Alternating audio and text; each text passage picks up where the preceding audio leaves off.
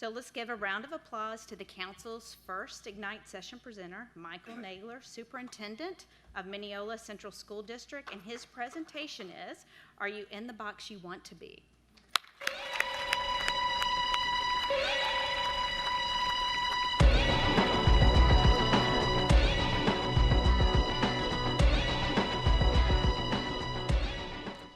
All right. Think out of the box. We hear it all the time. But what exactly does it mean? There's not really a playbook for how that's supposed to go.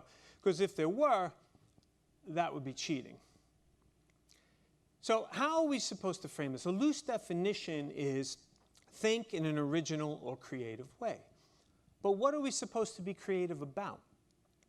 I really do love the new layout of my school calendar, but I don't think that's what it means. We're not graphic artists, we're school leaders. So we have this creativity, and that combines with innovation. So maybe that fuels each other for a better thought. Many of you have seen this chart. It tries to quantify how many of us actually think out of the box, or how many of us wait for the box to change, even when the tipping point is early on. And we do so many things, exactly which box are we supposed to think out of? There's so many. We have an original thought for each, or they all come together in one big box called education. And I think that all depends on what kind of leaders we are. So to try to frame around some new matrix for leadership, I turned inspired by this book. If you took a poli-sci course in the 80s, you know very well about James David Barber. He predicted president's performance based on their personalities. And he did this using two baselines, which I think are very appropriate for education leaders as well. And the first baseline speaks to active and passive.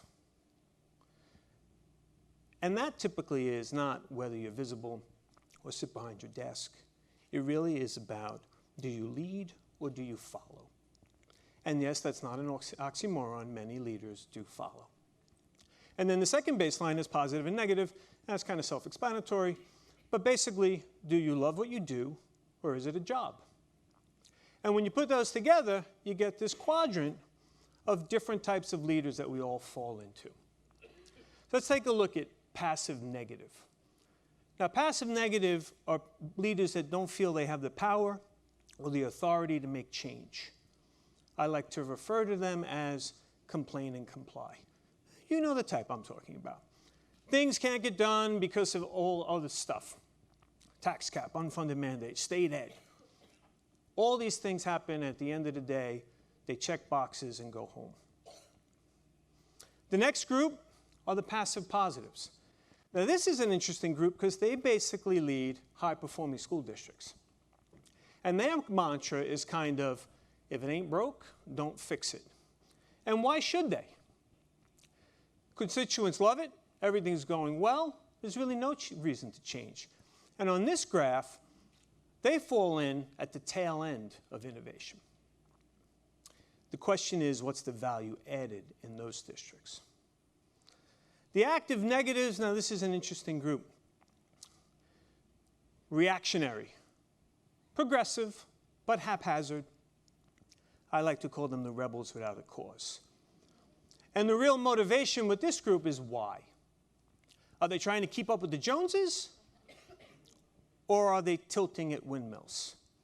And they often get blinded by their own quest for personal satisfaction, not the greater good. And our last group are the active positives. These are the system thinkers. They are obsessed with building foundations that accentuate change. And I love this graphic because it really shows how they're not thinking about today or tomorrow. They're thinking about where the world, the kindergarten students are going to go into. And I call them the Systematic Futurists. Now, all four of these quadrants come together, and we're all in one. Or if you will, they are the boxes we think out of. But how do we think out of the box also has to deal with the world our kids are growing into. And I have some news for you. We're in a revolution. We're in the fourth industrial revolution. And we're living it now. And unlike the three previous, and I want you to pay attention to the S-curves on these, and that's the time of implementation. We're at the precipice of computing and digital age, and this S-curve is almost a vertical line. And that absolutely changes our world of work. And we need to be concerned about this for what the future our kids are going into. There's this notion of creative destruction in previous industrial revolutions where the number of jobs destroyed is equal to the number of jobs created. So there's always a wash, and we need to re-educate the people in between or enhance. And those percentages are kind of the previous three. But there's a great concern that in our fourth industrial revolution, this will not occur. Artificial intelligence, robotics, automation, all could end up with numbers like this. So how do we prepare kids for this? We need some kind of way to deal with this.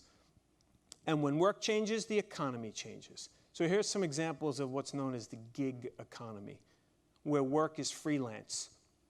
It's short-term contracts. It's like a musician going to a gig. It's not the career base that we're all used to. And it's scary. So I think we need some kind of framework for how to figure out what we're supposed to do as educational leaders. If you're in for a quick, if you like this kind of stuff, this book is a great little book. And they frame the definition of a system of intelligence, where it combines hardware, software, data, and human input. And we look at those four things, and we have to ask ourselves, what do they have in common that we can implement in our schools? And I think the common denominator is a computational thinking, which is a fancy word to talk about how kids problem solve. Computer science, which is involved in everything in the future. We speak about accentuate what computers can't do, and ask your teachers how many of them give homework that a computer can't do. And then, of course, the 4 C's, which has been around for a while, but we don't really know how to embed that into the work we do. So I'm going to offer you 5 different ways that we've been working in Mineola on it. And the first one is curriculum. Stop teaching facts. Kids have phones, and they use them. We need to break out of the silo and create integrated curriculums. And the beauty about technology is everything we mash together, we can pull apart. So there really is no excuse why we can't integrate subjects to make it more meaningful for kids. The second big thing is assessment. Stop testing facts. Kids have phones. We need to find other ways for them to show what they know, and an application of knowledge. We have great success with what we call AKAs, application of knowledge assessments, which are a series of questions that kids have a choice to show us they know it. We also have badge books that have become very popular in our younger grades to demonstrate how they've mastered the standards. The next thing, number 3, is computer science. And I have news for you. An hour of code is not computer science. A computer club is not that. We need an integrated curriculum, pre-K to 12, embedding computer science. And even more than that, there's a big plus. We need maker spaces. We need to teach kids to tinker. They can't do design theory and computational thinking without it. They need to iterate, make mistakes, prototype, test them, go do it all over again. Flexible spaces. After high school, the next time you will sit in rows is when they bury you in the cemetery. We can't afford collaboration and communication without flexible spaces for kids in order to do that. It's just silly. And number 5 would be instilling a growth mindset. And to me, timing was off. To me, the growth mindset piece is not about teaching kids not yet or making mistakes. It's about neuroplasticity, brain malleability. It's about teaching kids what a neuron is and how they can grow neurons through making mistakes. And we're doing it now with 4- and 5-year-olds, and it's the greatest lessons I've witnessed this year so far. So those are 5 things to think about. But go back, I want you to reflect now. I want you to reflect and say, well, what box are you in? And is that the box I want to be in? But more importantly, am I ready for the revolution? Thank you very much.